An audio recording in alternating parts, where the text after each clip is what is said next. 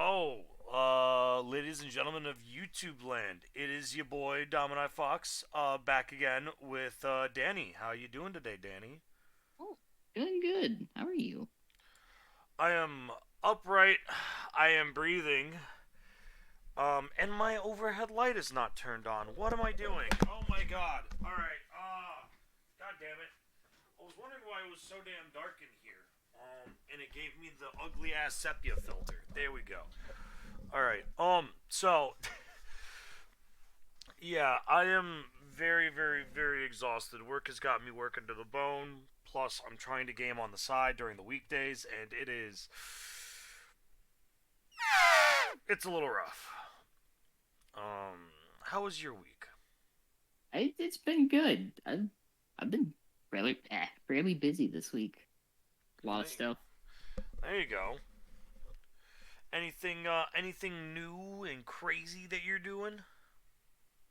I have been basically like working with more people that I interact with. Ah, yes, Twitter.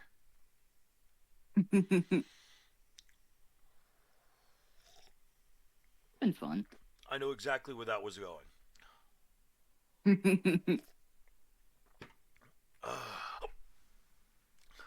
And I actually got to catch your stream the other night. Um, E. I think you were with Faye. Yeah, I think you were with Faye, and you guys. You know, I'm not gonna get into it. It's definitely an off recording conversation. But anyways, um, um, but yeah. So those of you in YouTube land, Danny was telling me that this one is well, at least this TWAB is very, very, very, very special and interesting. Um, well, first and foremost, we didn't have a TWAB last week because of Thanksgiving. Happy Indigenous Peoples Day. Happy fuck Christopher Columbus Day. Yada yada yada yada. We'll go from there. All right. But anyways, I think it's time. Boom. To get into the TWAB. So this is we've got a decent sized TWAB. Danny,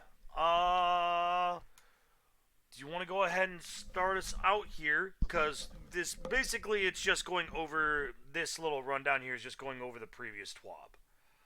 Oh yeah, they're basically talking like I appreciate the now that we're back from Shanksgiving. I appreciate that little pun when they do those. Mm-hmm. Like I do appreciate that they summed it up again because that makes going over things so much easier.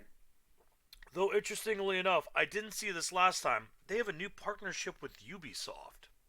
Yes.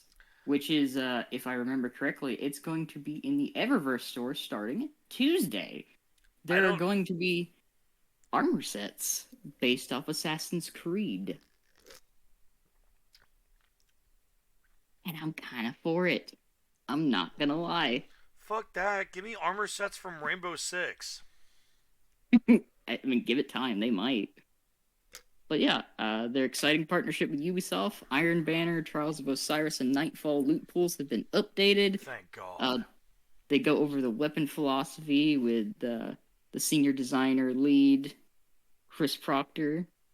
Important update on Hunter Void invisibility in PvP. God, please nerf. Please, for the love of Uh, God, nerf that bitch. you might be happy with that. Season 19 artifact preview, which is also kind of spicy. Uh, there's the vote for the Arbalest ornament, and I'm not gonna lie, they picked a community artist to do the designs. That's kind of hype. The new Prime Gaming, and then the known issues. Right.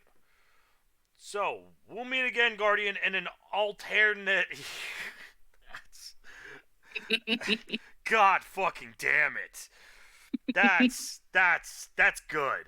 That's well played, Bungie. Well played. That's good. Yeah, this is thanks to Hippie, by the way. I remember correctly. Yes, prepare to take a leap of faith, Guardians, in partnership with you in partnership with Goobisoft. Worlds are about to collide with brand new cosmetics. And it is Assassins, and it will be Assassin's Creed X Destiny 2. In Which, case you're wondering, the yes. one in the front there, that's the Warlock set. That makes sense. And I can only assume that the one in the back is the Titan set because of the giant shield. Yep. I'm Um, not gonna lie. I was happy because the Warlock's actually got a good helmet. God, the Warlock helmets fucking blow ass. They're so bad. Like, I hope they're on the path of upping their game with those. Warlock. Okay, here's my issue with Warlock helmets. They keep giving us the same bullshit garbage redesigns every fucking Yep. time, and I'm like, please, for the love of God, stop. Give me something cool. Like the Hunters got the fucking pirate captain helmet. What did we get? We got a helmet that looks like a hat. It doesn't actually have a hat. It's like it's not hard to give the Warlocks a decent helmet for once. It's really not. As a Warlock main, I am sad that Bungie continues to shit on my people. Like as a hunter main, I feel bad. It says something. The other classes feel bad that Warlocks keep getting shit helmets. We keep getting shit everything, Danny. They really need to give Warlocks like a Nighthawk equivalent exotic. We got shafted in Solar 3.0. We got shafted in Arc 3.0. I hope they really give Warlocks something special with Strand. I really do. Warlocks need something. Half our fucking exotics aren't like have no function anymore because the other half are just better than them, Or or they're they just got built into the repurposed. subclass. Mm.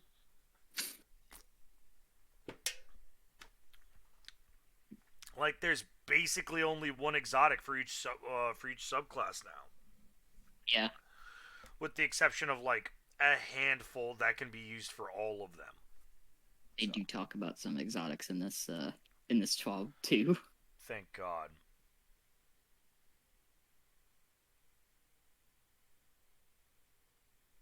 Oh, Oh what's my god. interesting enough is that actually Valhalla players will also Yep. get Destiny 2 themed gear sets. Those on the left, you'll be able to play as Shax or Saint 14 in Valhalla, which is pretty rad. I'm That not gonna is lie. that's wild. I think they picked the best options there. Abso-fucking-lutely. Fight on, Spartans! Like I love it. It's so good. Oh yeah. A fine evening of Iron Banana and Trials of Osiris with a splash of Nightfall. So, it is a new season on the horizon, which means more loot to earn. Here's what you can look forward to with the upcoming season for Trials of Osiris. We will be getting Exalted Truth Suros Adaptive Hand Cannon plus its Adept version, and the Unwavering Duty Suros Adaptive Machine Gun with Adept version. What's staying is the Whistler's Wind Bow with an Adept, Forgiveness Sidearm and Adept, the Inquisitor Adept Shotgun with Adept. Wait, what? Yeah, I don't know why Adept is in there twice, but you know what? I'm Fuck it. okay with that. And the Burden of Guilt Fusion Rifle with Adept. What is leaving, however, unfortunately, is Aisha's Embrance and Reed's Regret. Nobody gives a shit about Aisha's. It's mostly Reed's that everyone's a little sad about, because Yeah. it really wasn't around that long, if I'm being completely honest. Now, It was around for, Reed was around what, like 3 seasons? If yeah, that? which like I get it. They're trying to like differentiate the loot pool, which I'm kind of cool with the Suros adaptive hand cannon because there's not really a lot of Suros hand cannons. Yeah, well, the only Suros I know is one that goes brrrr. And the Suros MG, I kind of vibe with that. You know what I would haven't be had really one in a nice, while. Danny? Is if they gave that Suros killing tally. It might actually have it. They talk about some perks coming next season, and I'm kind of for it because there's some returning ones. Good. All right. An Iron Banner, Dark Decider auto rifle, and Ganora's Axe slug shotgun. Wow. I'm. Yeah, good. They finally Ghidorah. decided to fucking get rid of them. Oh wait, no, those ones are the ones that are arriving. Okay. Yeah, Ghidorah's hasn't been in the loot pool, and God, it's been a while. So wait, well, hold on. What's saying?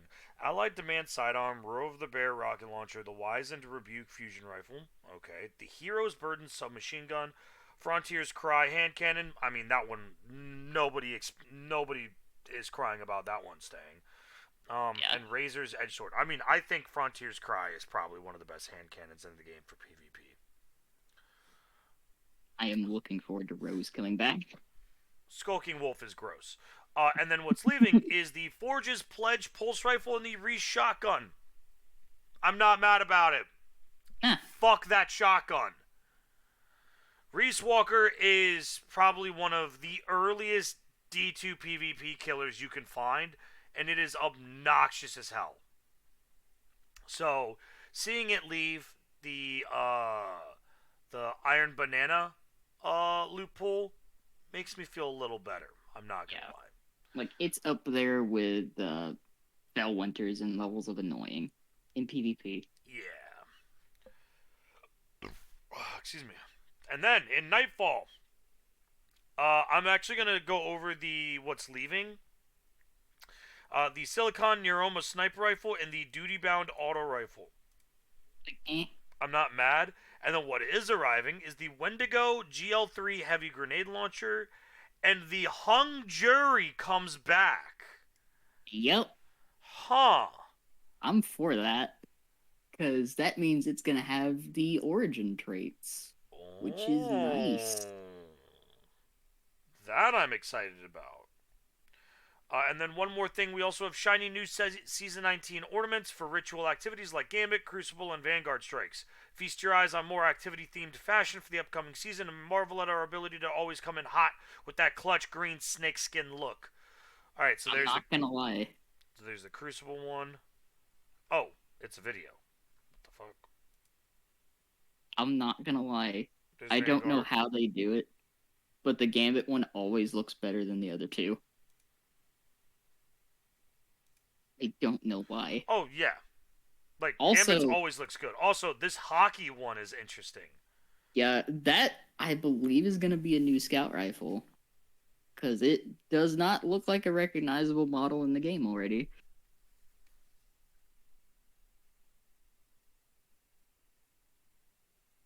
I'm gonna Well, assume that's if you gonna be a take high the impact. barrel off, right? So if you take the barrels off, It looks like the Pulse.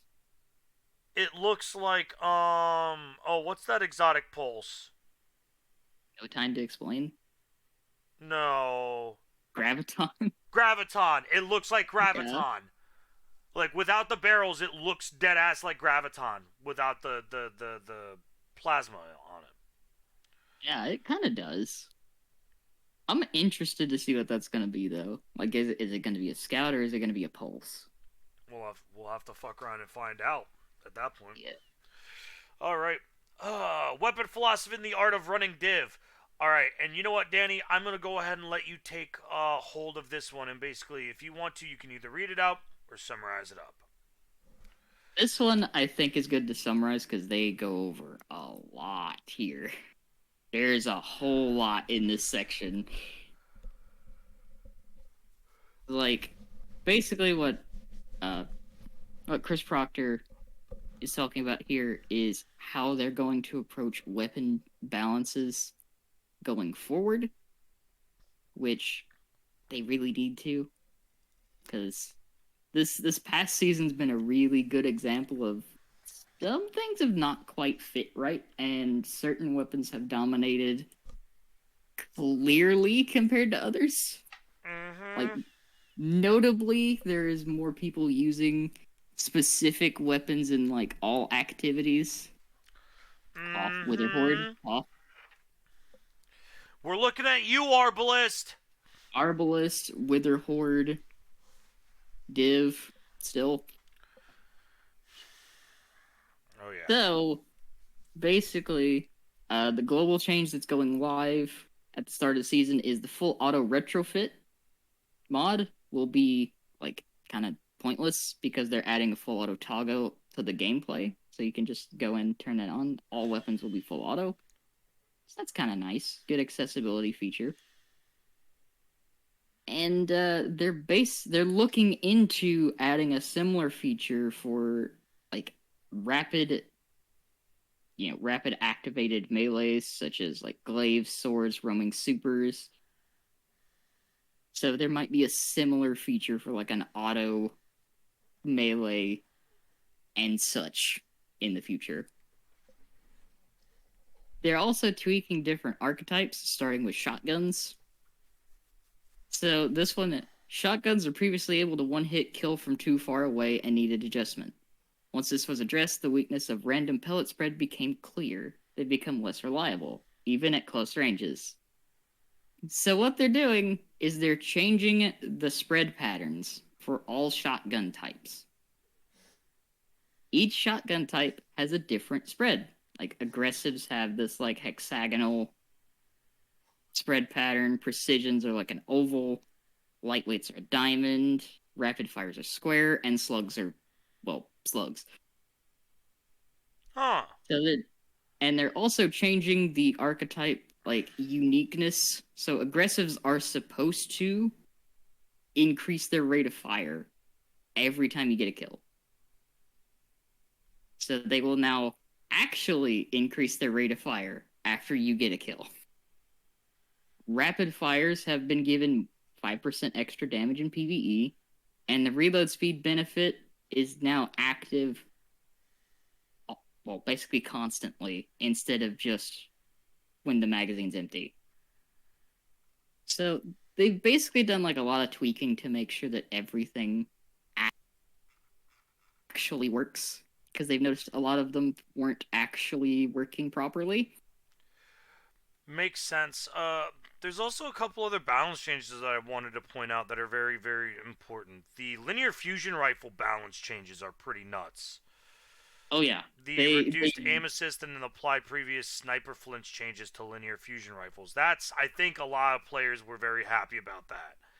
Yeah, that was a good change. They also have reduced the zoom stat on Drang and Drang Baroque from 14 back to 13 because it was a little too much.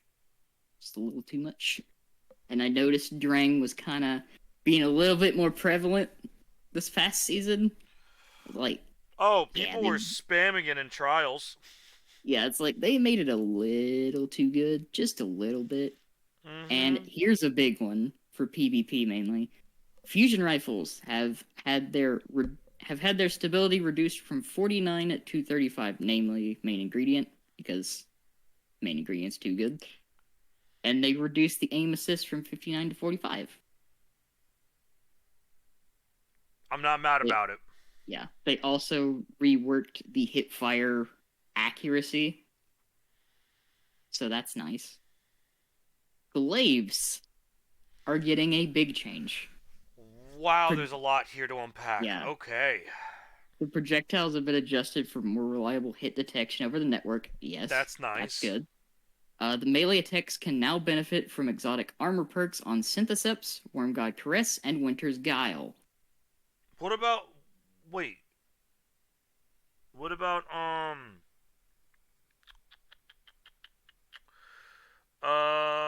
fuck. What's the Warlock gloves that give you, Thorn? Oh, Necrotic Grips? Yeah, those Yeah. still work. All of those still work. They're Okay. just adding more slowly over time. Okay. Glaive melee damage multipliers have been reduced by 25 to 30% against champions, mini bosses, and vehicles. I know why they did that, because Glaives kind of went under the radar as becoming champion destroying machines. Paired with the exotics, they got a little strong. Damage against major and minor enemies is unchanged, and the glaive melee base damage has been reduced from 75 to 67.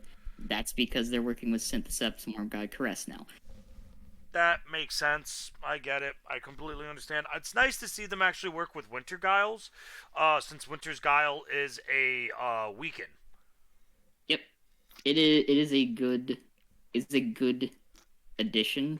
and I hope they're going to continue adding more exotics that work with glaives, Yeah. because that's a good pairing, and it makes glaives so much better. And it actually gives certain melee uh, gloves actual usage again. Yep.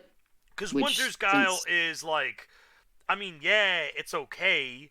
Like, it's a good, like, generic use one, but there are better exotics that you can use. oh yeah, But they're a Winter's way better Guile exotic. combined with the glaive will allow you to actually 1v1 several things in a row. Oh yeah, it actually gives a purpose to those exotic armor pieces when you normally wouldn't use them. Exactly. Along with that, I'm going to go over the hand cannons because I'm very excited about this, Danny. They updated stats for hand cannons that used to be lightweights, now adaptives, and then we didn't touch Rose. Now that Rose is returning, we've adjusted its stats for smoother reintegration. So the updated Rose stats for being an adaptive hand cannon is they increased the range from 38 to 43. They reduced stability from 45 to 40, reduced handling from 68 to 60, and the airborne effectiveness is 20. I'm Um, excited. I'm very excited. It's a pretty looking gun. It is a very nice hand cannon. Oh, this is interesting. I'm gonna let you go over the blinding effects here. Yeah, certain exotics that had the arc blinding effect were using the old effect, which they noted as being jarring and potentially, you know, cause for concern for photosensitivity issues. So they switched them all to the new one with slightly reduced effect brightness, which is nice.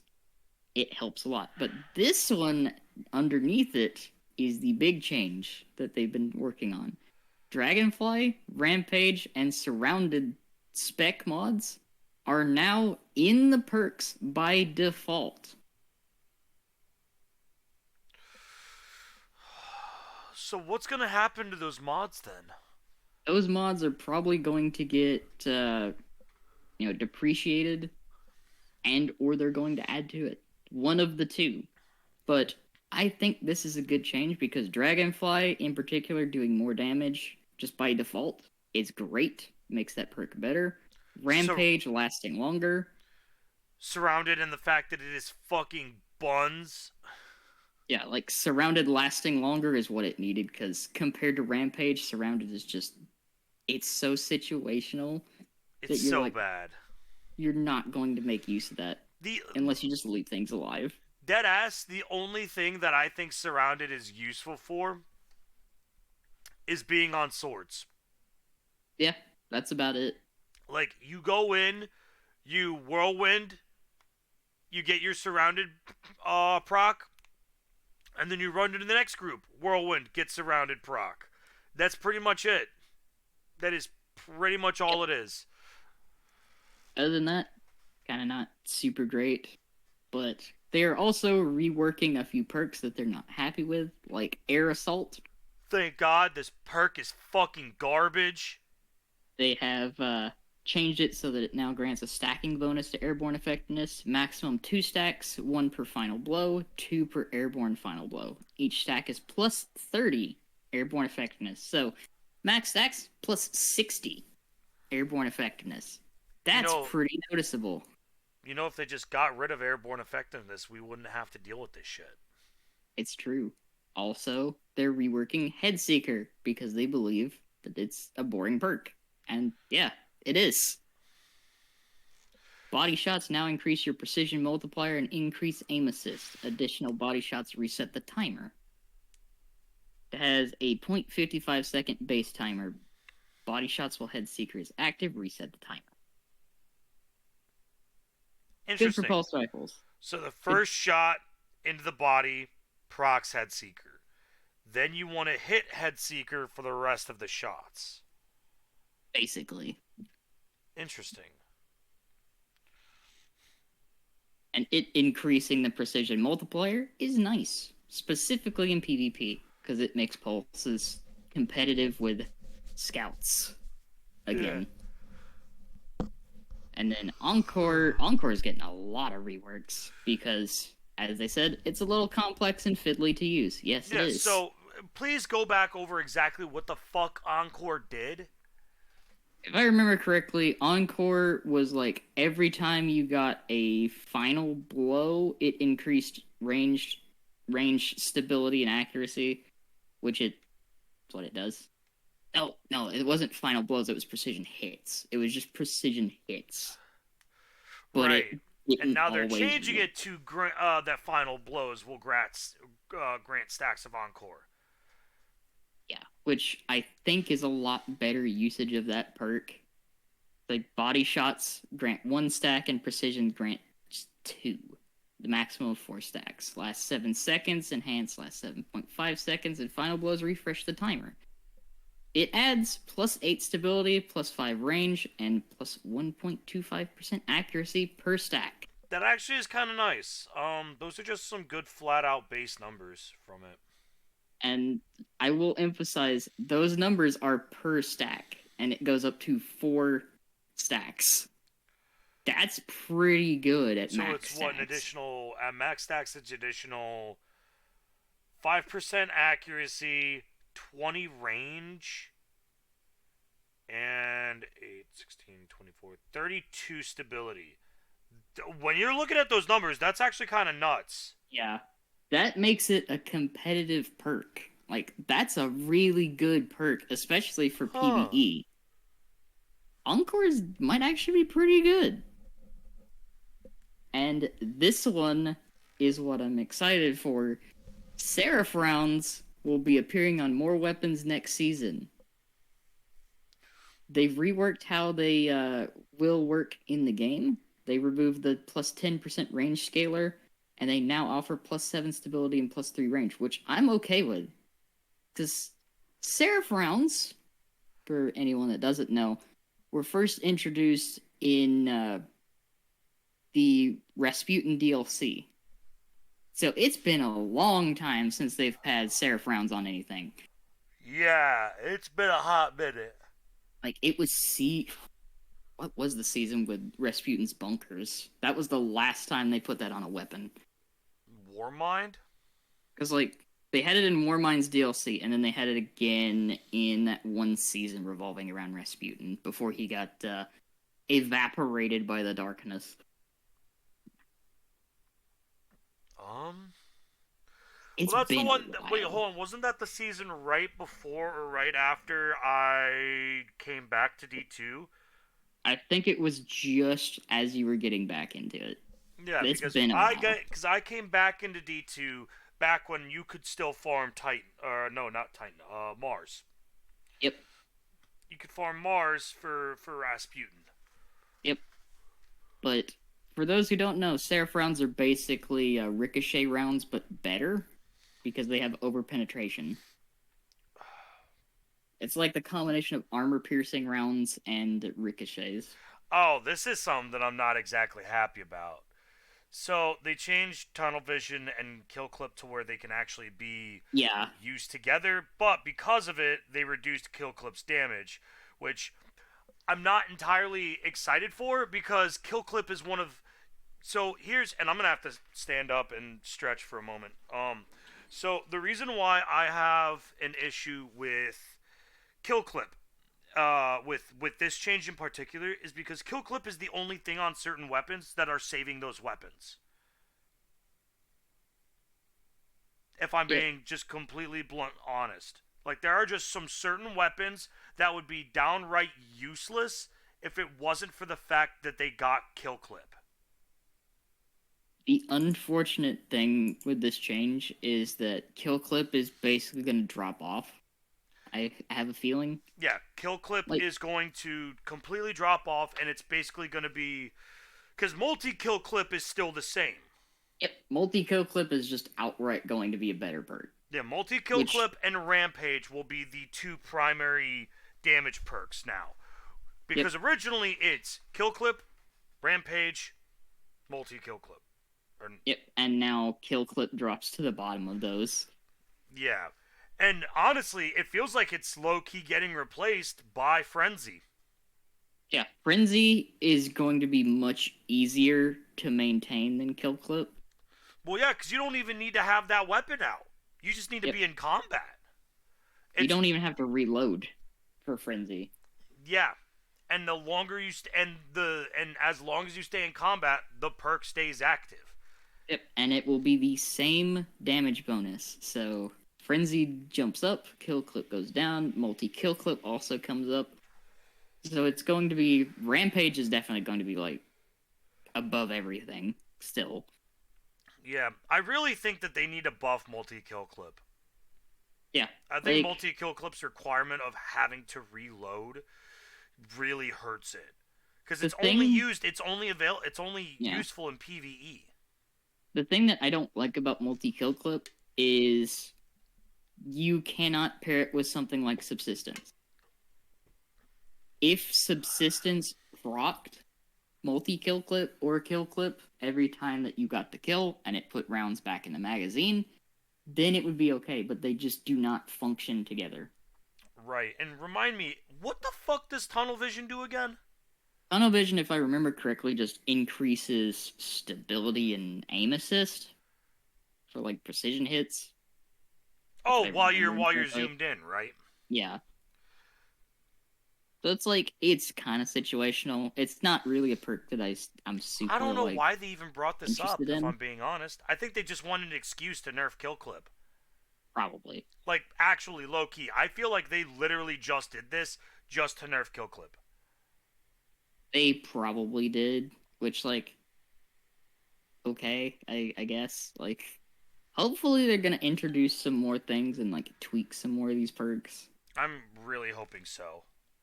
Redirection is also getting a change. Yeah. It now builds stacks against red bar enemies and consumes them on everything else, which I think makes it a lot more consistent because its perk is not super clear which enemies count as high level enemies. Yes. Now we're Now, getting into some interesting stuff. oh yeah. Buffs. We want players to be able to use the Hake Breach Armaments Origin trait to bring down Ward of Dawn, Well of Radiance, and Stasis Crystals in PvP. So, it now increases damage versus Ward of Dawn and Well of Radiance sword by 30%. Wait. You can shoot the sword? Yeah, that's the only way you can kill the super is shooting the sword. What the fuck? Yeah, I didn't know that was a fucking thing. that is the only way to deal with anyone in those in PvP unless you have heavy ammo. No, hold on. What is Ward of Dawn again? The bubble. Ah, bubble. Makes sense. Yeah. And then it's 60% with the artifact mod. Oh, we're getting a Hake Breach artifact Yep. mod. Interesting. Okay. And then its damage bonus against stasis crystals has been increased by 15%, both base and with artifact mod. That's fine because stasis crystals, there's actually certain things to actually do for shooting them. So Yeah. that makes sense. Gut shot straight shipped is a little weak on auto rifle, so we've bumped it up a little. So it's increased auto rifle body shot damage from 10 to 20%. That's a nice change to see. Yeah. I'm not mad about that. The It next just one I'm means spray and excited pray, baby. Spray and pray. Yeah. The next one is one I'm super excited about, though. Compulsive Reloader's reload speed benefit is enjoyable, but on certain weapon types, it doesn't remain actively deep enough into a magazine. So now it remains active down to half ammo. Oh my god. Oh, that feels so good. There are just certain Yep. guns that needed that. Because, like, you would fire just enough to deactivate the perk, but not enough to reach half ammo in the mag, and it was kind of annoying. Well, and here was the worst part. Some of those weapons only had 3 shots. So you fired Yep. one shot, and then you would have to reload. Yep. Which I think is fucking stupid. It's like, it was so inconsistent with the different weapon types. Now it going to half ammo, yes, please. Is much more effective. The high impact frame intrinsic perk can be hard to use since it switches off with little movement. We've tweaked this so that the slow movement, crouching and strafing, doesn't deactivate the perk. That's nuts! Yeah, they're working on a lot of consistency errors. Oh my which god, I am just all realized for. high impact fusion rifles. Mhm. Oh god. High impact scouts. High impact scouts. Or snipers, for that matter. Ambitious Assassin's recent adjustment gives it a remarkably high potential for overflowing a magazine, but in areas with sparse enemies, it can be hard to chain kills quickly enough. So they increased the time allowed between kills from 5 seconds to 7 seconds. I think that's a great change. It's good. It really needed just a wee bit more love, especially since a lot of the ambitious assassin users are grenade launchers. Yep. And a lot of them have long fucking reloads. I will say, since they changed how it works a little bit, it feels real nice on like SMGs and autos. Oh yeah, I bet. Along with that, for well-rounded, the duration is increased from 10 seconds to 15 seconds, and stacking the effect still resets the timer. Now, Danny, if you could please remind me, what the fuck does well-rounded do? I'm trying to remember exactly what Because well-rounded I think I've does. seen this perk maybe once in the Let me past season. You know what? I can actually do this because Light GG is a thing that exists. Yeah, what the hell is well-rounded? So let's see. What does well-rounded do? Let me take a look and see if there's anything that has well-rounded on it. There should be a couple key weapons, I think. I think there is two, but I can't exactly remember which ones have it. Alright, well, while you do that, I'll go over the next couple things, alright? Yeah. Recombination had some reliability issues, so we made some tweaks and adjusted the damage. This was important since this is now available on new weapons. The tweaks to make this function in PvP as intended. That's nice, and now grants up to 100% bonus damage at max stacks in PvE and 50% in PvP. Okay, so it has both a PvE and PvP bonus, which is nice. I'm glad that they make that differential between the two sandboxes. It's pretty good. Yeah. Zen Moment got a buff. What? Yeah. That I didn't know that it deactivated on a miss. I never noticed that. Zen Moment provides an extraordinarily strong, if not well understood, reduction to recoil angle, but missing would reset the perk completely, making it difficult to sustain. No longer deactivates on a miss. Now it has a 1 second timer. I've never noticed because the only gun that I actively use Zen Moment on is Gnawing Hunger, which already has insane stability as it is. Yep. Also, I found well-rounded. What the fuck does well-rounded do? Throwing a grenade or hitting a target with a charged melee grants a stacking bonus to weapon stability, handling, and range. Using a super grants maximum stacks. Okay, that's fair. Looking at the changes, then that makes a little bit more sense. Like 15 seconds for a duration that requires either a grenade use or a super use, that's fair. Yeah. That makes sense. As part of the work on Divinity this season, we looked at other related hiccups, including rewind rounds. Rewind rounds now work as intended when hitting the cage created by Divinity. An issue I didn't know existed, but, you know, I only have one weapon in my vault, I think, that has rewind rounds, and it's the sniper from Vault of Glass. Yeah. Alright, Danny, I need to go to the bathroom, but I want you to please go over Genesis, One Quiet Moment, and Gun and Run, because that's interesting, those ones. So I'm going to let you go over those while I hit the bathroom real quick. Hold on, I got to turn my face cam off. Blech. There we go. Alright, have fun. Alright. So Genesis is going to be a very interesting change, since it's somewhat consistent in PvE and kind of nice. I've enjoyed it a fair bit. But enabling it in PvP, I'll be honest, I'm kind of a fan of that.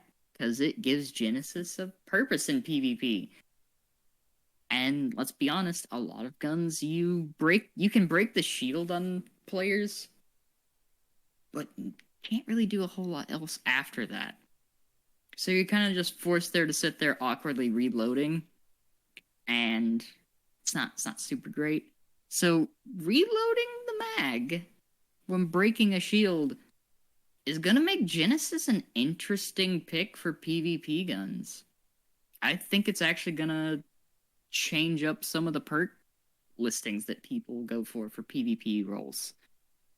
I want to see how it plays out first, but I'm kind of interested. I do kind of want to see what it does in PvP after the change, so I'll be taking a look at that. And one quiet moment, which I can't exactly remember everything that it does, but the fast reloads. Oh yeah, that's what it is. That's an origin trait. Now that I think about it, that's the Crucible origin trait. So they have basically. Let's see. Is it? I'm gonna like double check because I want to make sure that I get that right. Let's see. Where's Light GG? Where is one quiet moment? Which I think is on a certain sniper rifle, if I remember correctly.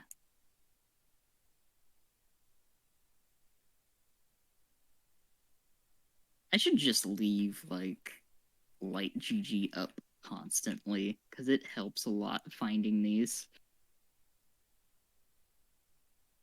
Let me take a look at sniper rifles because I think one quiet moment is on those primarily.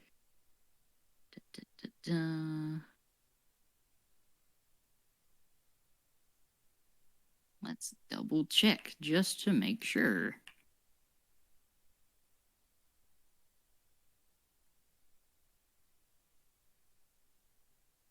Because I can't remember which season they introduced one quiet moment in.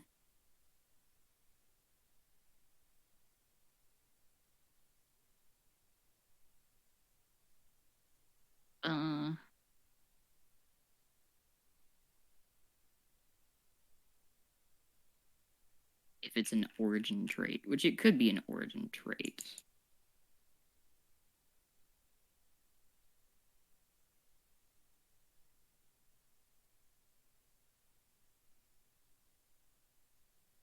Yes, it is in fact an origin trait. So it's a reload stat while out of combat. So that's nice. That's nice. Giving it that faster reactivation time after a final blow it's necessary. I like it. Gun and run was hard to trigger in PvP or encounters with few enemies, so we also decided to half the number of final blows needed to activate this when going up against most enemy types. Interesting. Very interesting change. It would also help if I typed it incorrectly what gun and run did.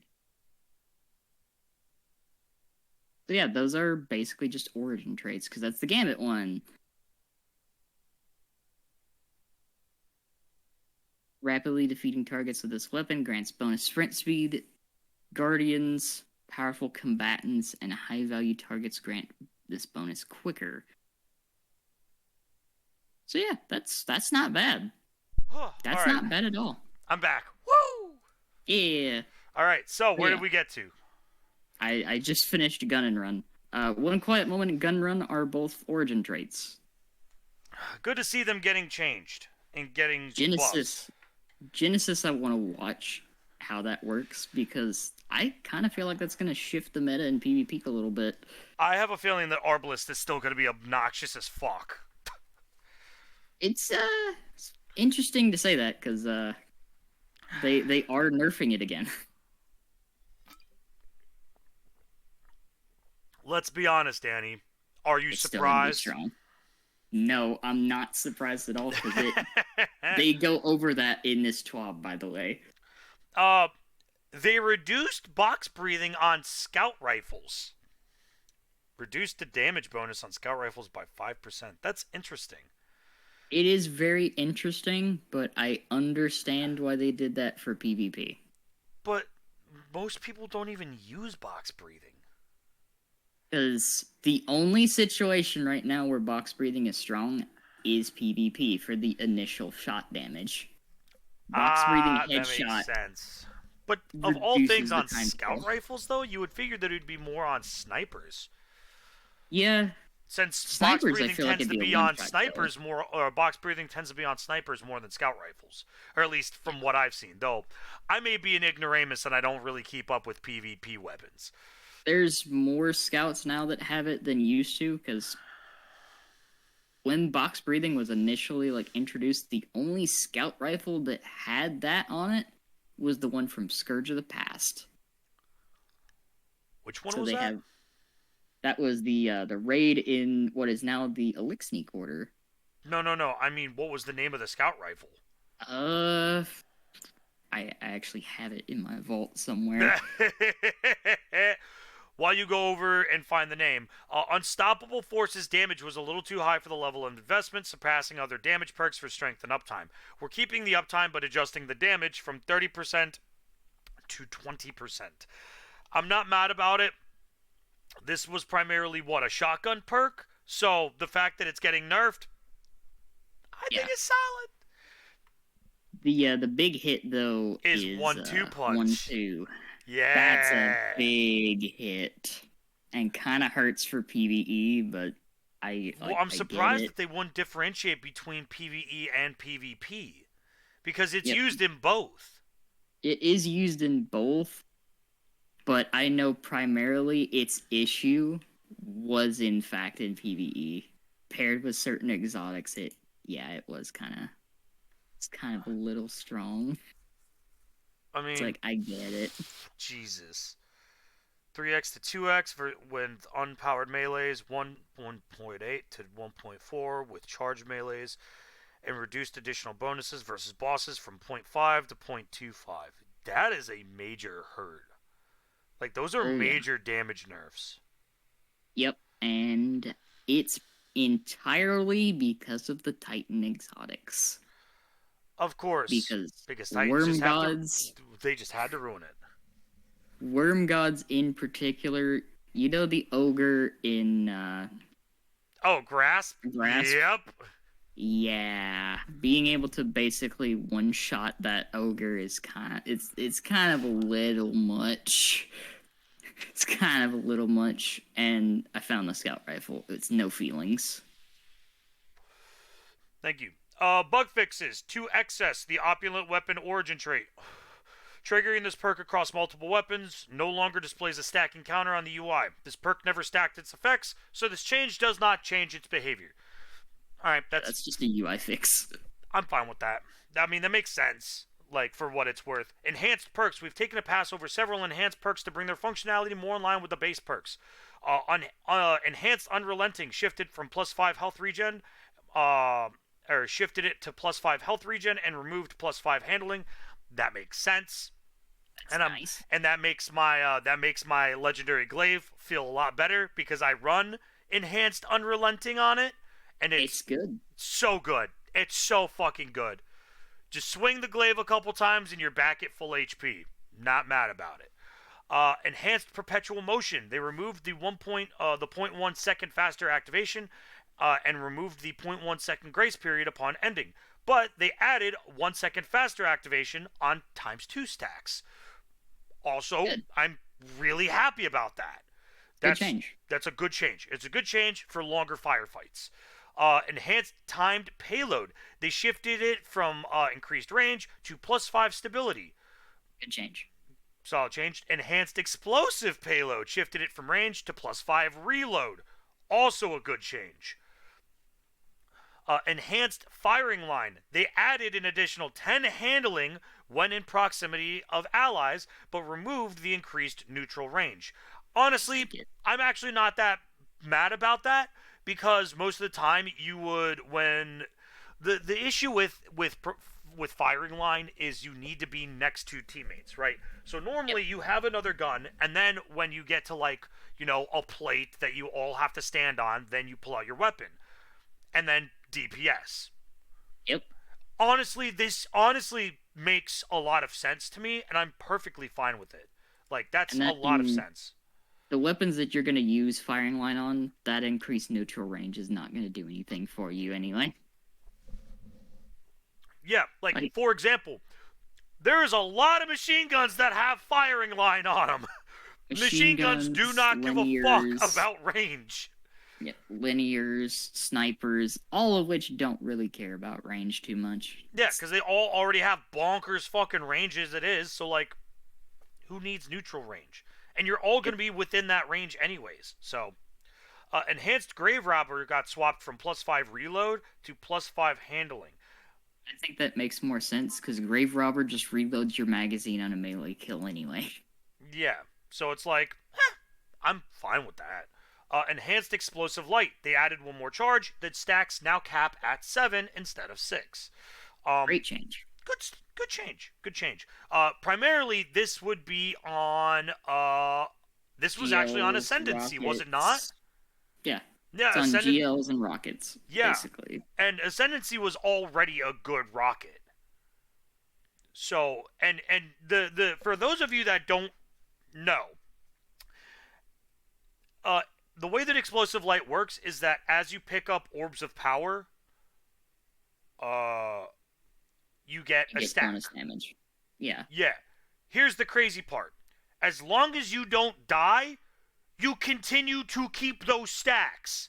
So that just adds an additional stack of damage. So theoretically, that actually adds DPM. Explosive Light is a great burst damage perk. Absolutely. And that's why I think Ascendancy is going to be looking real fancy this next season, Danny. Yeah, that enhanced is going to be so good on things that can get enhanced. Oh, yeah. Enhanced Cornered added +10 stability when active. Still doesn't matter, that perk is still fucking dog shit. Yeah, like, probably just never going to use that, like, ever. It's such a bad perk. Enhanced Cold Steel. This is for the stasis melee weapons. Weapon energy and weapon magazine capacity now add +10 to be consistent with other ammo capacity increasing perks. That's a nice change, and I'm happy to see it. Also, who would have seen Vorpal Weapon getting changed? Enhanced Vorpal Weapon goes from +5 reload to +5 stability, and this will apply to the guard resistance stat on swords. Okay. Didn't see that one coming out of nowhere. I'll take it. Oh, absolutely. Like, that's so good. Oh, yeah. I'll take that every day of the week. This one. Enhanced Genesis. They removed the primary ammo overflow, but they added additional handling. Because Genesis is now going to work in PvP, they realized, oh yeah, overflowing the magazine with primary ammo weapons in a PvP setting where it will instantly reload the guns now, probably not a good idea. Yeah. Enhanced Flash Counter. What the fuck is Flash Counter? It's a perk where I think you get a slightly increased damage and or you do a debuff for swapping from another weapon to a sword. Otherwise known as the thing that I never use because it's super situational. Huh. It is a nice change though, so I'm not going to deny that. Yeah. Enhanced Chain Reaction. Updated the description as this provides a different benefit to swords. Okay. I'm glad they're being more clear. Yeah, and then Enhanced Ambitious Assassin increased allowed time between final blows from 6 seconds to 8 seconds. That's nice. That's a really good change for an Enhanced Ambitious Assassin. Now we're getting into the real, like, fun stuff here. I see the word exotics, and I don't like the word after that. Oh, no, it's good. It's a good word in this case. We identified a handful of weapons that we felt needed a substantial change to really hit the level of exoticness that we expect from Destiny 2 exotics. The Fundamentals perk, which can be seen on the damage type switching exotics, Borealis, Hardlight, and Dead Messenger, while functional, felt like it could do more to grant the mode some identity based on selected damage type. So each damage type now grants different weapon stats. Think Elemental Capacitor if that perk changed the damage type on the weapon instead of the player's subclass. So, the added stats are as such. If you are running Arc, you get plus 25 handling and plus 5 range. Solar will give you plus 35 reload speed and plus 20 airborne effectiveness. Void will give you plus 20 stability and plus 10 aim assist. If I'm going to be completely honest, Annie, this still really only affects Hardlight because nobody gives a fuck about Borealis. That's what the next change is for. Oh, okay. All right. Even with the above change to the fundamentals, we felt like Borealis needed a more substantial change. Breaking a match shield now refills the magazine from reserves and allows your next 5 shots to deal bonus damage, not deactivated by Yeah, Borealis got a Yes! big change. Big! The Woo! fact that it no longer deactivates by reloading and is a set 5 shots after breaking the shield is such a perfect change for Borealis. It It's gonna get used. Thank you, Bungie, for making me eat my words immediately. That's what I was noticing when I was reading that. I was like, that seems like good changes, but I feel like Borealis needs a little more immediately after, And like, then you just scroll down by like an inch and you're like, oh. they That- fixed the issue I had with the gun. and honestly, I'm here for it. I might actually use Borealis this upcoming season. Like, that's a good change. Here's the issue with Borealis, okay? Hard Light, it was just so much better. Number one, because it was a primary ammo. You didn't need special ammo to run the gun. Yep. Right? And Dead Messenger just nukes shit off of planet Earth. Like, let's really be honest does. here. Dead Messenger just nukes shit off of planet Earth anyways. Like, that gun does way too much goddamn damage. It is very strong. Yeah. So, interesting to see. Very, very interesting to see. And I'm glad that they finally changed Borealis. It desperately needed love. And that, I think out of all the exotics we've seen over the past, 2 seasons since we've been doing this, Danny? I think that might be my favorite change yet. It's so good because like Borealis actually has... other than Wishender, that was good. other than Wishender getting intrinsic shield pierce. Pretty good. This is pretty good. Like, this is up there in the exotic changes this season. Because Borealis' damage bonus is actually really nice. It was just so... The issue with it was that its ammo capacity really hard limited it. Yep, its ammo capacity. Also, when you broke a shield, you had like maybe 3 to 5 seconds to use that bonus damage before it went away. So now giving it just the 5 flat shots is really good. Because you know what that means is that you could actually, for example, as a warlock, you could actually empowering rift those 5 shots. Yep. And then just go absolutely fucking ham. I'm actually very excited. That's very, very, very interesting to see. You can also use it in a neutral game sense if you're running like a well build. Oh, elemental wells? Yeah. Font of Might. Mm-hmm. Oh, God. Oh, fuck me. Oh, that's great. Since it doesn't deactivate by reloading, you can change the elemental type to match your bonus. Oh, God. Yeah. That's pretty good. If you thought Lost Sectors were easy now, they're gonna get fucking nuked. Oh, You're gonna my have God. so many more options. It's gonna be so good. This excites me. This very much excites me. I'm very happy about that. And the next change is interesting too. Jade Rabbit is getting a change. It is a strong scout rifle, but its exotic perk was lackluster, so we've redesigned it to be more of a gameplay loop. Quickly landing 3 crits returns a round to the magazine and increases the damage of your next body shot. It stacks up to 3 increased body shots and resets if you reload. It's a pretty interesting change.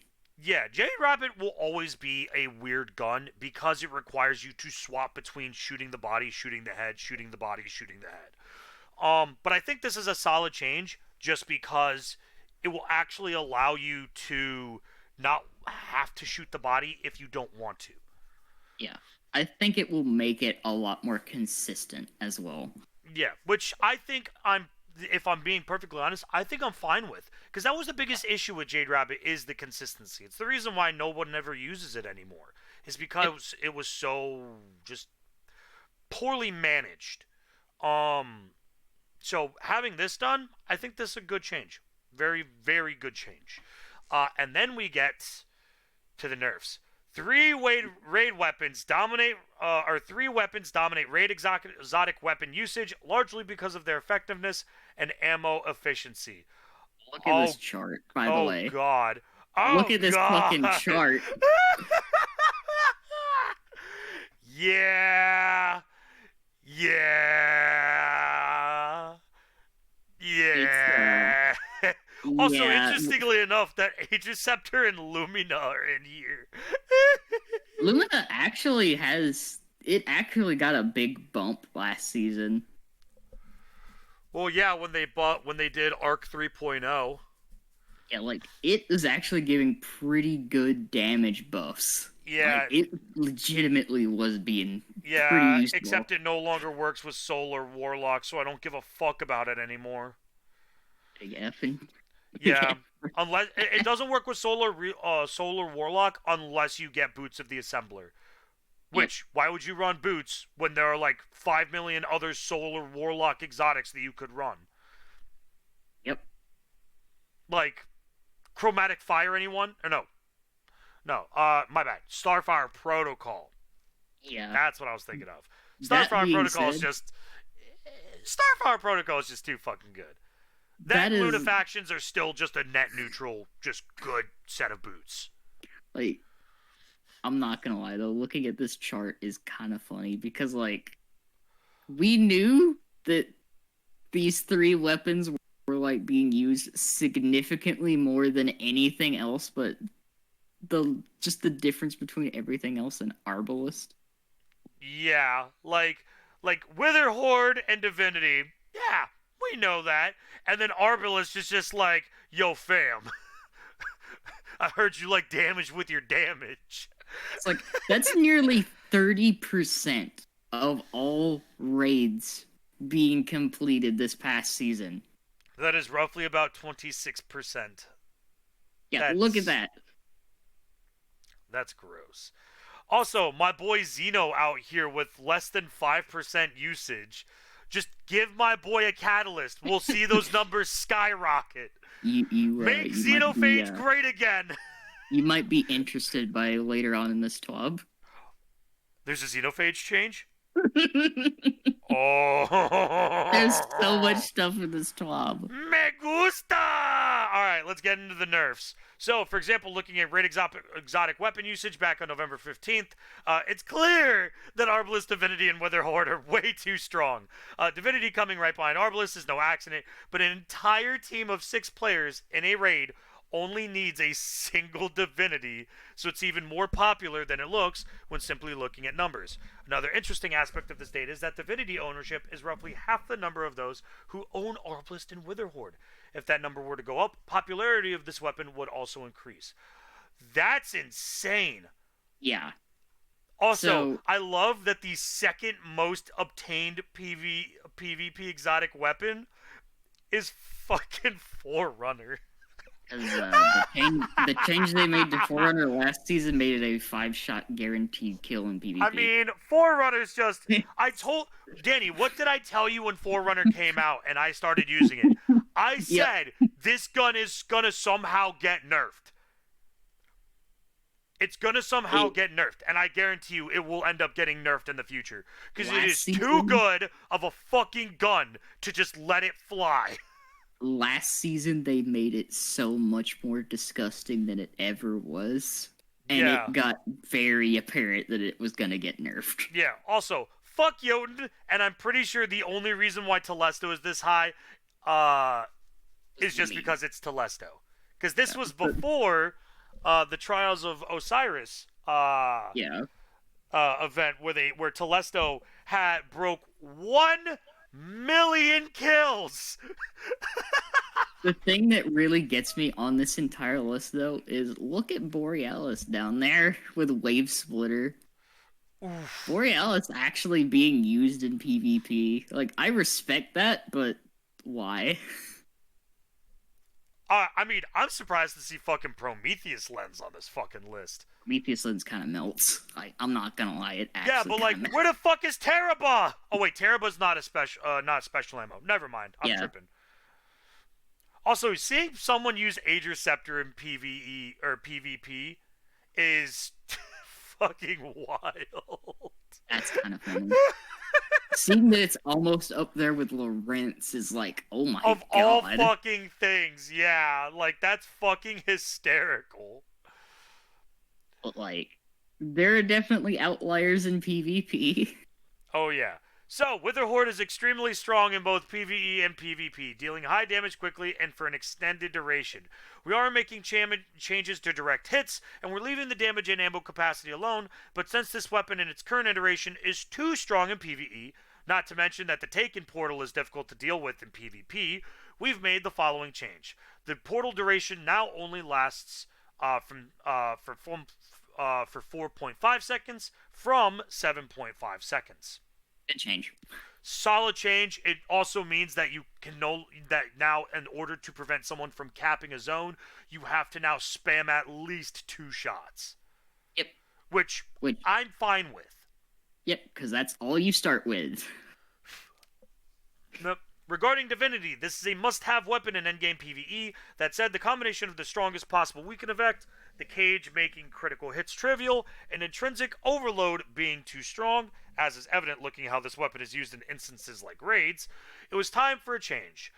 We looked at several options, including making the weapon harder to use or reducing its uptime by bringing its ammo down, but ultimately felt that its identity is all about making damage phases more enjoyable.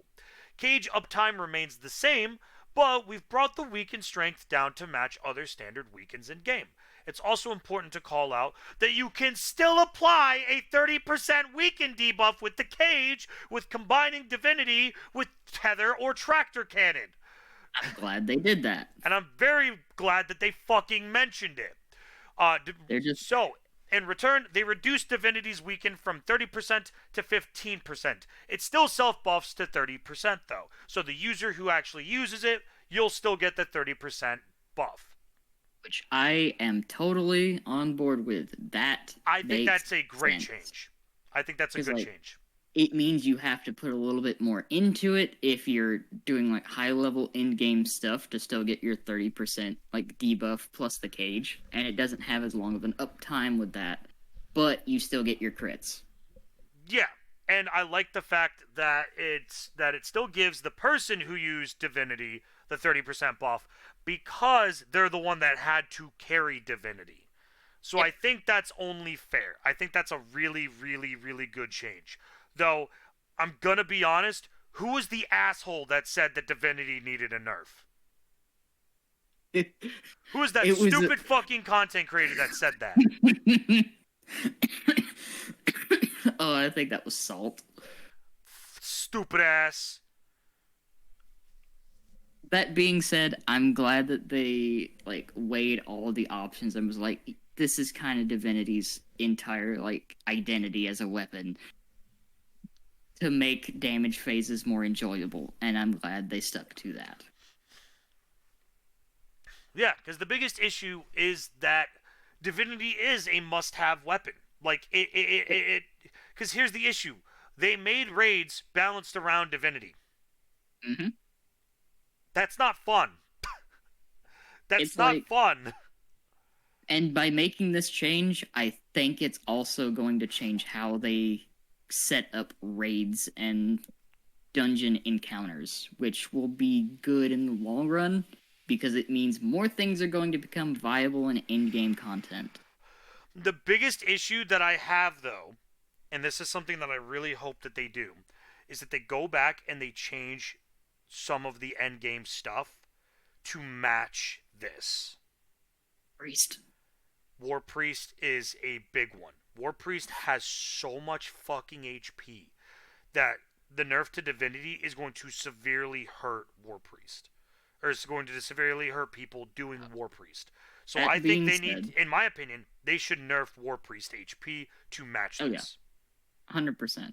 And that being said, this change I think is a good compromise because for the hardcore end game players who are going to be like a day one rating and stuff, they have to put a lot more investment into what they do to get maximum DPS.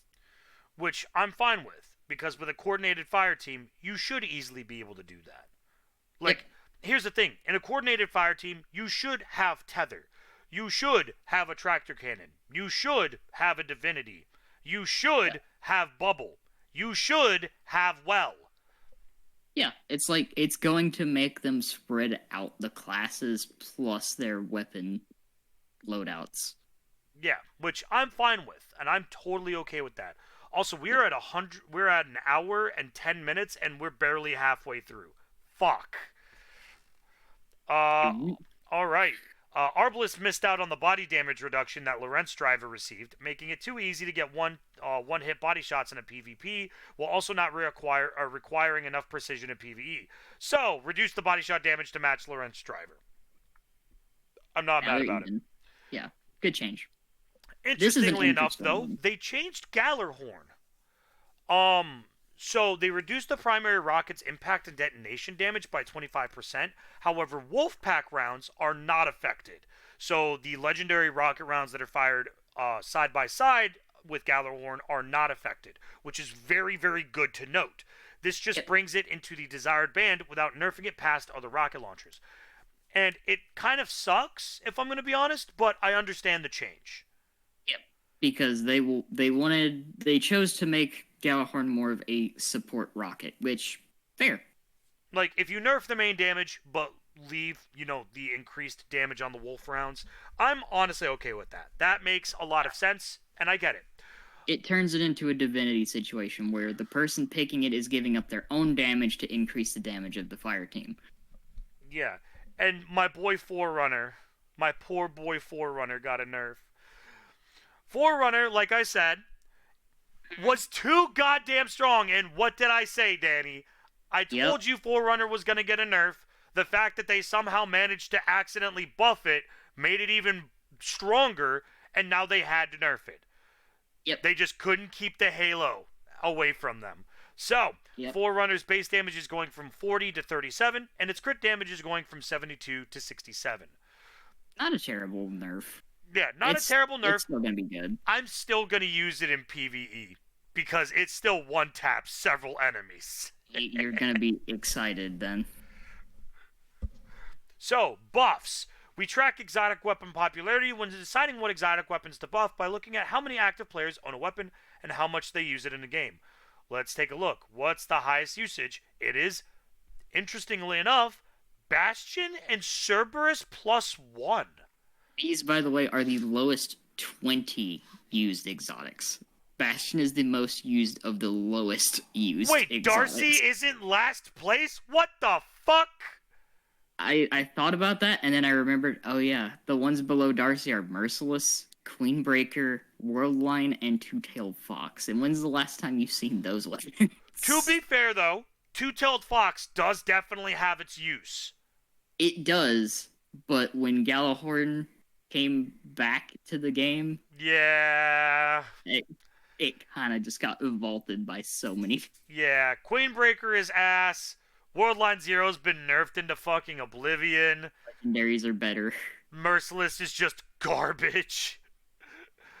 Yep. And then Borealis is here. You know what I am surprised to see is actually Grand Overture. I'm very surprised. Though, to be fair, they changed how the missiles work, so I guess that makes a little sense. When they nerfed the missiles, Grand Overture got thrown in the vault, and it did not come back out. Yeah. Also, how the fuck did Salvation's grip make it past the bottom 5? People are using it to, platform out of the map. That's why. Right. Forgot about that. That's basically the only reason it's above Lord of Wolves. Right. Also, I'm mad that Wave Splitter's above all of these. Also, God, please change Darcy, dude. Darcy's gotta get a buff of some kind. It might. I really hope it gets a buff. So, typically, we choose from the 20 or so of the least popular weapons for a potential buff, either directly or via a Catalyst edition. In this case, we've adjusted some that have languished for years and others we simply felt strongly about. We have more of these types of changes coming in Lightfall, though we'll share those in a later update. With the addition of the full auto setting, we're replacing the full auto trigger system perk on each exotic that had it. So, no time to explain, got replaced with Feeding Frenzy. I'm for That's that. interesting. That's great. Traveler's Chosen Catalyst replaced it with Surplus, though it still has Osmosis on the side. That's a Also great great. change. And Vigilance Wing got replaced with Ensemble. That is really interesting that they decided to go with Ensemble. It is an interesting change. Yeah, that is a very interesting change. Also, they finally decided to help my boy DMT. We fixed an issue where crits from DMT were landing inconsistently depending on whether your aim was above or below the target. We've also made some small changes to its base damage, which will apply to all 120 RPM scout. Oh! Now prefers critical hits over body hits and hipfire if both types of targets are inside the precision aim cone, and increased the body shot damage from 46 to 54 and reduced crit damage from 81 to 80. That's a good change. Yeah, it's a solid change. For better hipfire accuracy for 1 point of lower damage, yeah. I'll take that every day of the fucking week. Also, speaking of Darcy, we've also been looking for a way to help Darcy players. I'm a fucking psychic, Danny, am I not? I told you this TWAB was kind of This hype. TWAB was meant for me. We know many Guardians would like it to move to the energy slot, but there's plenty of competition for sniper rifles there, even exotics. With the below change, it's a more interesting choice in the heavy slot. Now applies Jolt when damaging targets affected by personal assistant, and increase the base airborne effectiveness to 80? Yeah. Holy shit! What?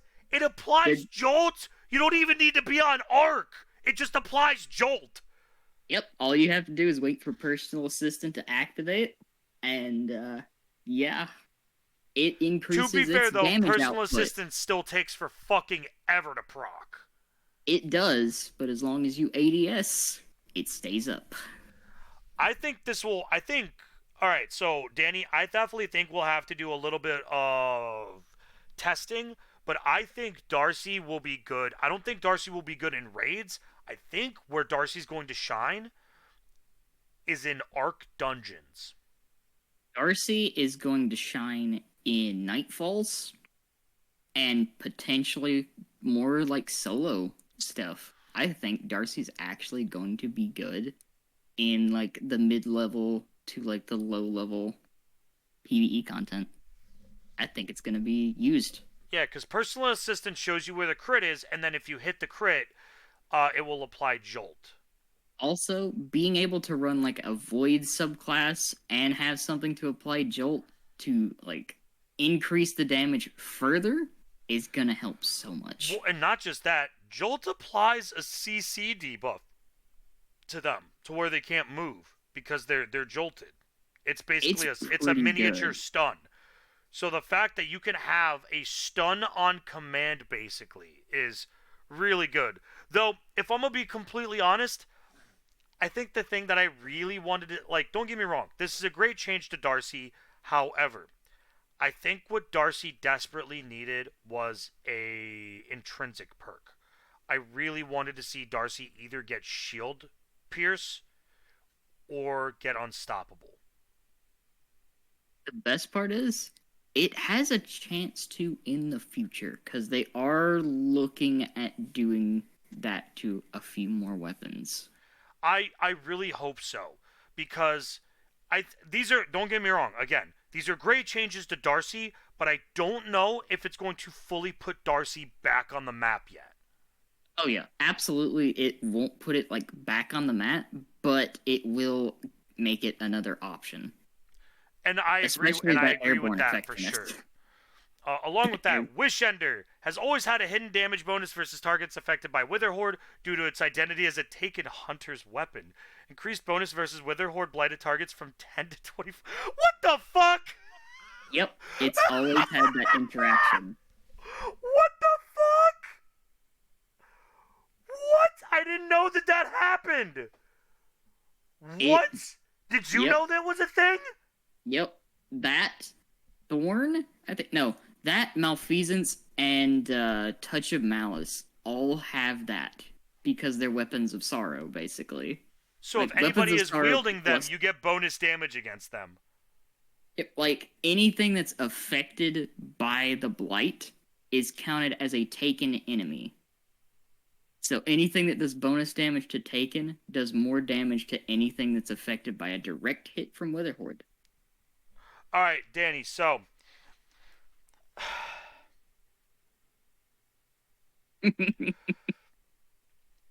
we need to test this out in PvP. Hear me out, okay? Yeah. I'll run Wishender. You run Witherhoard or Malfeasance. Well, what it is it has to be someone that's hit by Witherhoard. Right, that's fine. So you hit someone with Witherhoard, and then I'll hit them with fucking Wishender.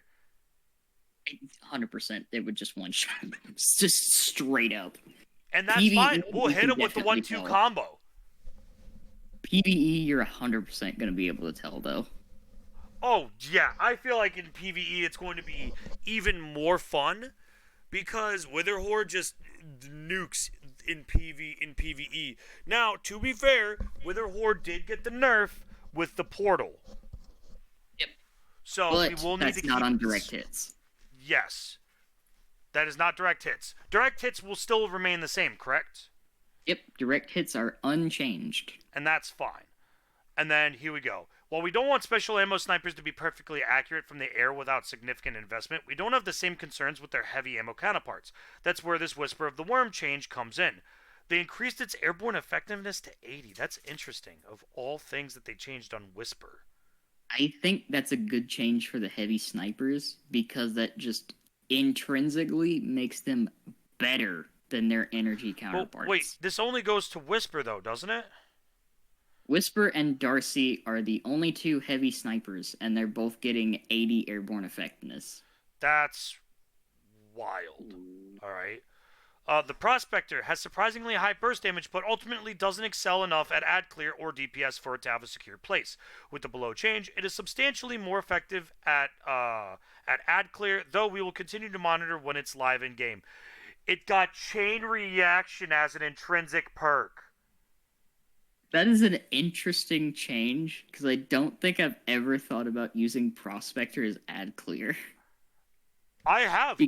Prospector was one of the like, first exotics I got when I came back to the game. Yeah, because, like, Prospector, without its catalyst, unless they've fixed that, does so much burst damage, plus it has a damage over time with a burn. It was kind of insane when grenade launchers were topping DPS. And it's still solid. I think, well, and here's the thing. It's got, what, 6 shots in the clip? And a fast reload. Oh, very fast reload. Wait, oh my god, because Prospector's Arc, you could run all the Arc reload builds with it. Oh my god, we're definitely going to have to test this out, because I think Prospector might be new top tier, run through Nightfall, nuke everything, get to the boss. Also, they finally did it. Fourth Horseman has some niche uses, but ultimately suffers from extremely hard to control recoil, so which we've pulled back, and they decreased the recoil by 50%. Holy shit! That's gonna be hilarious. I'm waiting to see people just get absolutely shotgunned into oblivion by it. It's gonna be funny. And then Forerunner is a fun weapon in PvE, but it's never been a top pick. Changes to this weapon and its grenade should make it a lot more viable. God damn it, yes! Increased crit damage by 30% and the rocks damage by 60%. 60%! Yep. Holy! Reduce the ammo cost from 6 to 4 and increase the damage at the outer edge of the rocks damage radius from 0 to 20%. What? Forerunner got a big PvE buff to compensate its nerf in PvP. This TWAB is spicy. Ooh, Slim Jim. Oh my god. And here's the best part. If I've been reading this whole thing correctly, all of this stuff is active Tuesday, by the way. Oh my god. All right. So yeah, because this Tuesday is when Lightfall drops. This Tuesday is the next season. Lightfall drops in February. Oh, But never mind. the So last season of this this season is the passed. last season before Lightfall, correct? Yep. Oh, And the new dungeon drops, plus all of this stuff. so I'm not gonna lie, Danny. Uh, I may run Forerunner and run a grenade build. That's fair.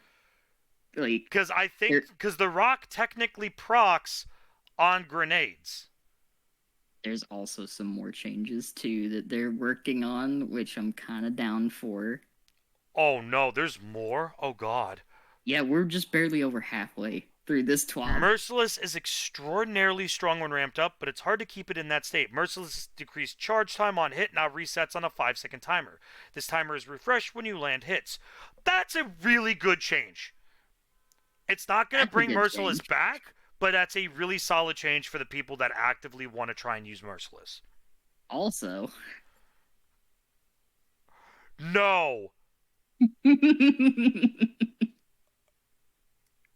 Rat King is a lot of fun to use, but the allowed distance from allies feels a little too strict as it stands. The required radius to activate the perk is increased from 15 to 20 meters. Oh, Danny. Oh. We need to they've do Rat King runs. Rat King has gotten a little more like it's got a little more breathing room They're now. slowly making Rat King more fun to play with, and I'm fucking here for it. Legend of Acrius has some movement penalties to make it feel weightier. We think that the feel of using the weapon does that sufficiently, though, so this is what Acrius users can look forward to. Removed the movement penalties from Legend of Acrius. That's That's a nice. phenomenal change. Because it reduced your movement speed by what, 10 to 15%? Oh yeah, That's a it great was change. That is a notable. phenomenal change. Bastion Season 14 nerf was a little more than it needed, so we've halved it. So they reduced the spread angle by 6%. Not terrible. Yeah, I'm fine with that. Quicksilver Storm's grenade intentionally shipped on the weak side. We wanted to see what the uptime of grenades was like in the wild rather than ship them too strong. Believe it's safe to increase the damage and the radius a fair bit. We've also fixed a bug with the rockets. They weren't intended to be arc, and this bug, unchanged, would interfere with the catalyst coming in Lightfall. So, what they have done, they have increased the PvP maximum grenade damage from 80 to 120 and increased the explosion radius from 3 meters to 4 meters. They also changed the rocket damage from arc to kinetic. Interesting change. Also, getting a little bit of a teaser of what the catalyst for that gun might be, Yeah. which is interesting. So, what are you thinking the exact catalyst will be? I'm thinking it has something to do with either elemental damage or it might like increase the grenades somehow. I'm very interested to see. Again, I still haven't really gotten to use Quicksilver well enough. Even though it is an Disabled auto for rifle, and auto rifles are my favorite thing to run, it feels weird to use. So it looks interesting. I'll definitely need to play around with it, especially after these buffs. Oh yeah. Along with that, Cold Heart's Arc 3.0 rework wasn't generous enough with ionic traces. So, they reduced the cooldown on ionic trace generation from 3.5 seconds to 2 seconds. They now max out stability and reload speed when at maximum damage, and picking up an ionic trace now reduces the time it takes to get to max damage. That is a phenomenal fucking change to Cold Heart. Oh yeah. I think Heart Cold Heart will needed it. actually end up getting used in Nightfalls now because of that. Yep. And Like it plays into because I think this is the first gun that actually plays into a well build, is it not? it really does. Cuz like you can double it up because it works. It works with ionic traces, which you can get now in all classes, making it more of a general use for arc. But also, like, just generally speaking, elemental wells it's good for, Yeah, and it has a very high uptime, which is nice. yeah. So that's pretty solid. Grand Overture's loop doesn't feel rewarding enough in its current form, so we've dramatically increased the reward.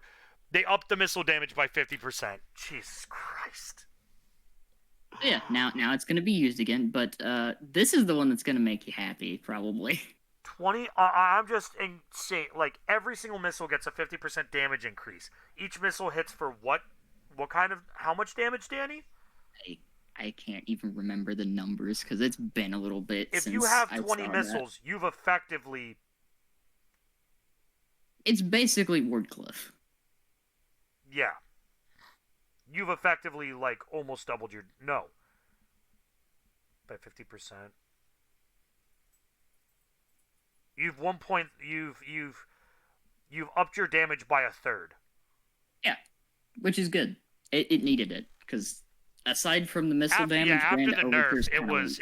it was not good. It's still Mimi to run, and I'm very excited because this will actually make me want to pull it back out again. No, it won't. The next change is gonna make make sure of that. Xenophage only deals area of effect damage currently, which causes issues against some enemies in PvE. We're not changing the overall weapon much, but we are addressing that pesky PvE issue. Despite benefiting from solid ease of use, we felt that its damage could be a little higher. Now deals roughly half of its damage as impact damage, and the rest is detonation, and they increase the damage by 5%. I can crit with Xeno now! And Yes!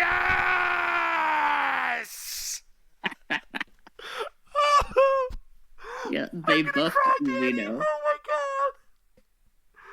This is my TWAB! This TWAB is so good. This is my TWAB! They buffed Forerunner! They buffed Xeno! Oh my god! Borealis. Oh. They buffed Borealis! Oh, my heart. My heart. Bungie doing the Lord's work right now. There's so many changes. And then, when adjusting Divinity, we looked at some bugs relating to it, including Cloud Strike. The Lightning Storm will now correctly activate when hitting Divinity's cage. I didn't realize that wasn't doing that. I didn't either, but I'm glad that they fixed it. Because that means that the Lightning Storm will now crit, won't it? Yep, it means it'll activate properly. That's the crit. really good. That'll actually bring Cloud Strike back. Yep. Because you're gonna need as much damage as you can get now that they nerfed Divinity. Armor. Yep. Some exotic armor pieces we brought were part of combinations allowing extremely high damage output from melee attacks in PvE. So we brought a couple of these down versus altering enemy health.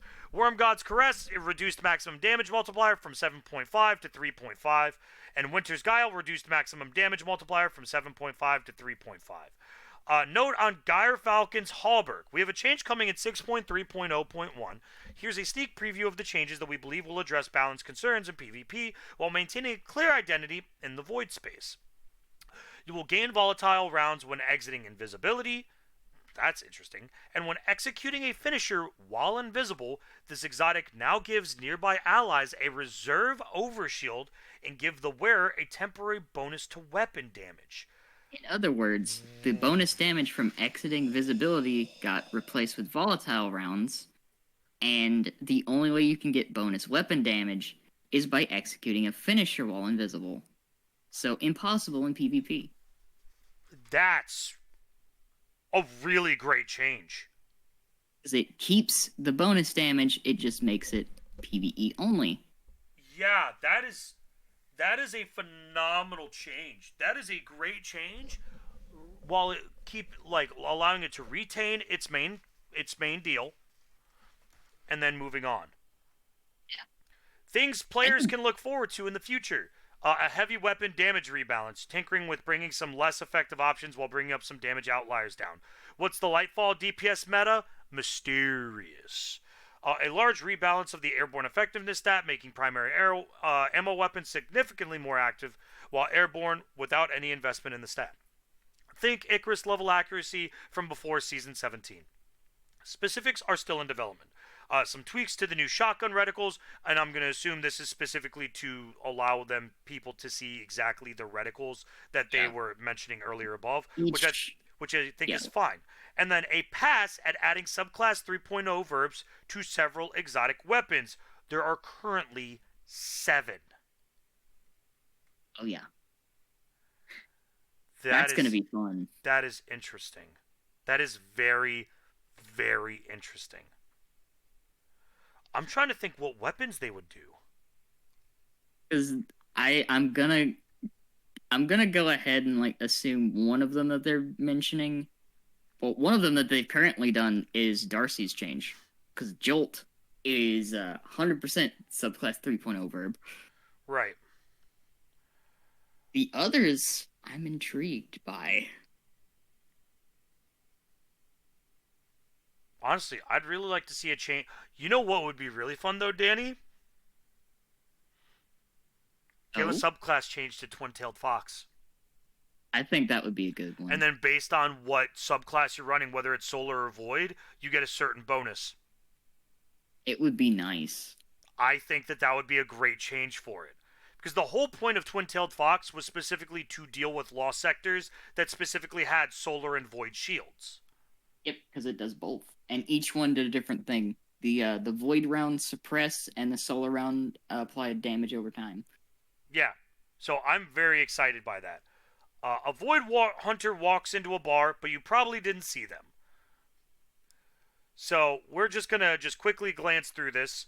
The radar in Destiny 2 is divided into 3 range-defined sections: a close-range core, which is 0 to 6 meters; the mid-range pi, which is 6 to 24; and then the gutter, or the outer ring, which is 24 to maximum of 64. After update 6.3.0.1, when a player is invisible, their maximum radar range will be reduced to 24 meters, and they won't have access to the information in the gutter range until they are visible again. While 24 meters sounds like a long range on paper, our playtests show this reduction in information availability has a significant impact on how invisible players approach engagements and allows potential targets more chances to get the drop on an invisible aggressor. It also offers a way to reposition when they hear the audio cue for invisibility. Oh, they've added an audio cue. There is an audio cue when someone goes invisible. I mean, I've never heard it, so like. Yeah, it wasn't like super loud, but it is very like distinct. Yeah.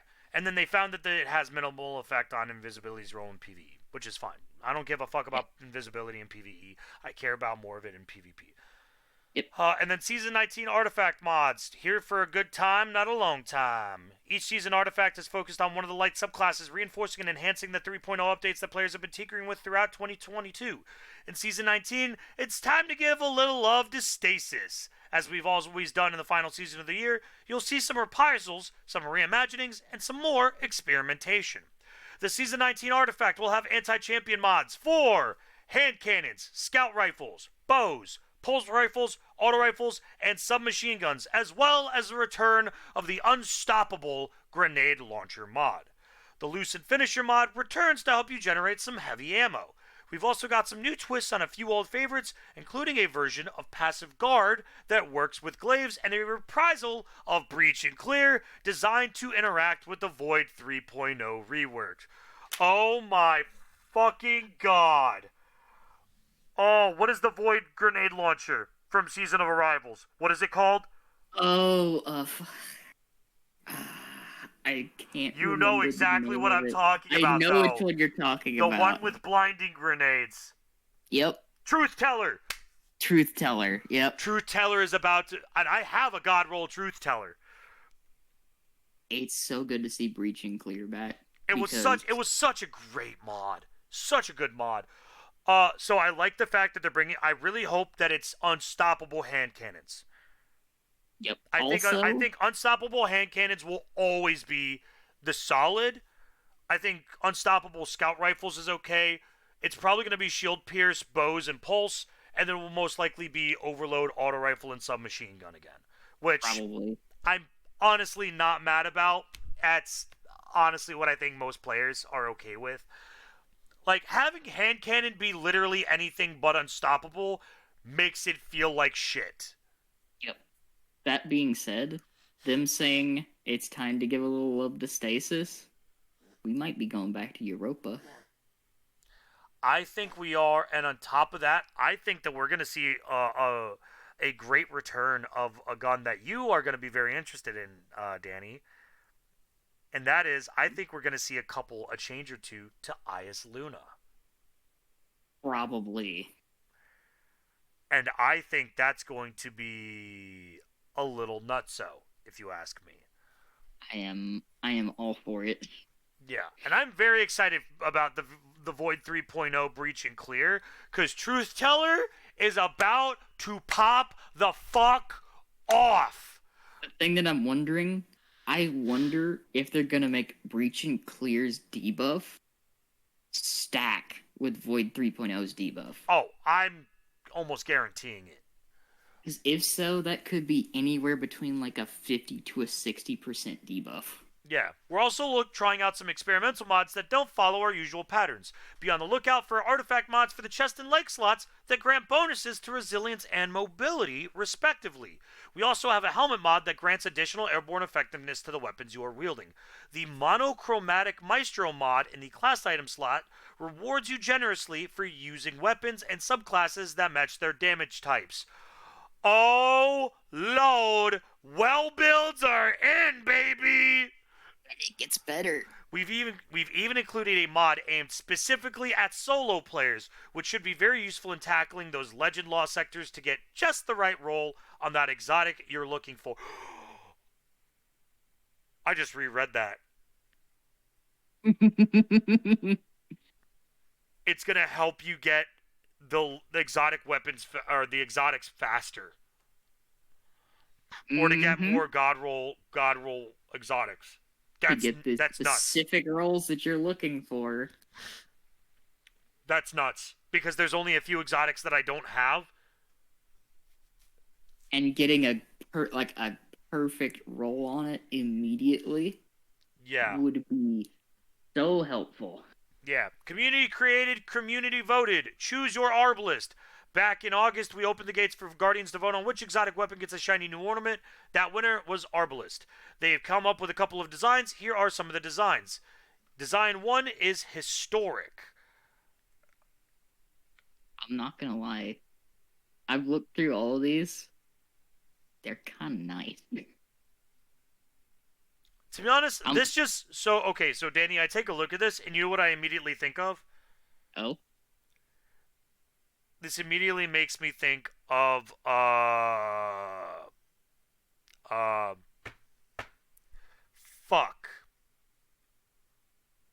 Borderlands weapon.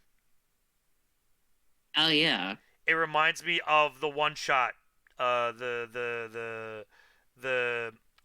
What's the group that does, like, they don't do any elemental, but their damage overall is stronger? Is it Jacobs? Jacobs. This reminds me of a Jacobs gun. It kind of does. It's got that very wood and gold aesthetic. Like, this is Jacobs. Like the super ornate, decorative Western theme, kind of. Yeah, and I love Jacobs guns. I thought Jacobs guns were my favorite. Black Armory. Yeah, these ornaments are kind of nice. That's nice. And synth. Yo! Yeah, Synthwave kind of goes hard. And especially with Strand coming out. It's kind of nice. That's a good looking ornament. And this is just being given to all players, isn't it? Yeah. Whichever one wins the voting will basically, be there. It's there. It'll automatically given to all players because it's a community event. I love this. That's good. Guardians can vote through a special email coming out on December 5th. That is next week if you are watching this the day after this TWAB came out. So make sure that you go vote. We want to reiterate a point made during the announcement of this initiative. It's going to take a bit to go through our content pipeline when looking at this created ornament, so we want to set some expectations up front that you likely won't see this design in Destiny 2 until Season 21, which means it'll be the season after Lightfall drops. Which is Yep. fine, because again, it takes time to do, and they want to make sure that it looks good. We know that's a long way out, but we're glad you get to be along for the ride on this one, and an important part of that process. Community created and community voted. We can't wait to see what you all decide. Now, we're primed and ready for more loot. Look, it's the holidays. 'Tis the season and all that, and while we aren't Santa, red was never really my color anyway, we do have some much more, we still have some more free loot up for grabs for those Guardians hanging in the Prime Gaming Club. Please, if you have not set up your Twitch Prime or your Amazon Prime with Twitch Prime and set up your Twitch Prime with Bungie, please do it. The exotic stuff that they have, oh my god, they have ornaments for Drang. It's like Or my bad, for literally. Sturm.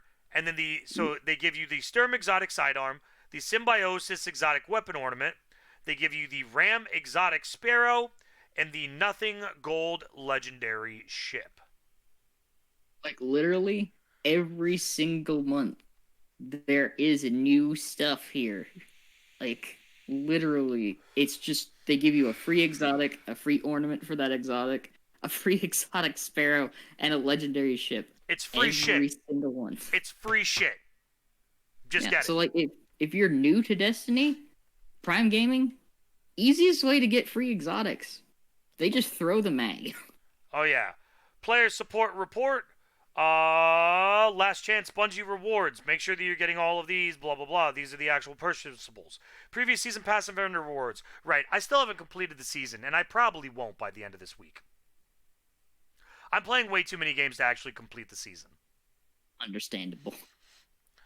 Along with that, you will no longer be able to obtain these. Now, once the new season drops, there's a way to redeem them, right? Yeah, like once the new season drops, stuff that's you unlocked in the previous season pass, you can get it through the seasons tab of Bungie.net. Yeah. Well, no, and the destination materials. The destination materials, they are getting retired really soon. Yeah. So they're only They're going to get all glimmered. going to go into my vault. So I'm going to use Yep. as many of them and buy as many enhancement cars as I can and go from there. Yep. Because after the update, they will no longer be obtainable, which the update is the 6th. Yep, that is next week. Yep. Tuesday. I don't think we need to really redo the Stadia shit. Y'all should have already done it by now. Yeah. Known issues. Enemies may not spawn when entering the Chamber of Starlight Lost Sector too quickly. That's a fucking random bug. That one's funny, but hey, look, they've reduced the number of known issues, finally. True. The Morgan Freeman of Titans. Source. Dude, just trust me. Movie of the week. And that is, I don't know who this is by, but that's pretty dope. Movie of the week. Lights Inferno. Player voiced series. And then there's Destruction Recipients. And then the Phoenix, the Pigeon, and the Ido. A Ghost's Destiny. It's 12:26 a.m. That's the start of day 1 books. Pigeon brought Phoenix some rare text, and Phoenix loves them, but not as much as he loves Pigeon. I know I what that's in reference to. I don't know either. No, I know what it's in reference to because I have a feeling you haven't launched Destiny since the last weekly reset. No. There's a cutscene in the game. Okay, then I need to play that later tonight. It's good. It's really good. Gotcha. I will take a look at that. Because it makes me more excited for next season because it's set up next season and Lightfall. Nice. Also, Ido sticker. Yeah. Ido love. That's good. That's a good sticker. Here, I'm gonna zoom out for everyone so that way it makes it a little bit easier to see.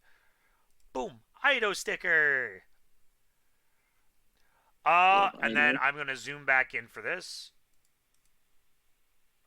Malekith on help, and it's the Hive talking to each other from Plasmometer.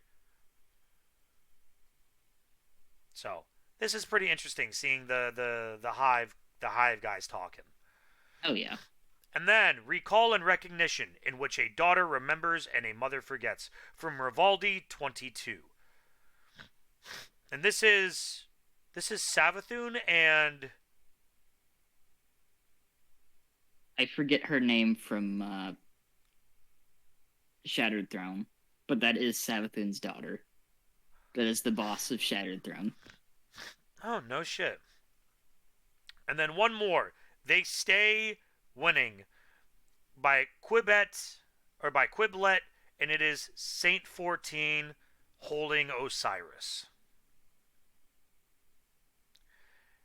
God, that is such a heartbreaking storyline, by the way. Like, God, please do not do my boy Osiris dirty. Just kill another Hunter Vanguard. Kill another Hunter Vanguard. We get 2 Warlock Vanguards, and one of them basically doesn't exist right now. So we have Ikora. Titans have 3 of them. You motherfuckers get 3 of them. You have Saint, Savala, and fucking Shax. Piss off. I was about to say, technically, they also have Saladin. Titans have, like, everything. Like, Titans get everything. Yeah. Yeah. And that was another lengthier TWAB.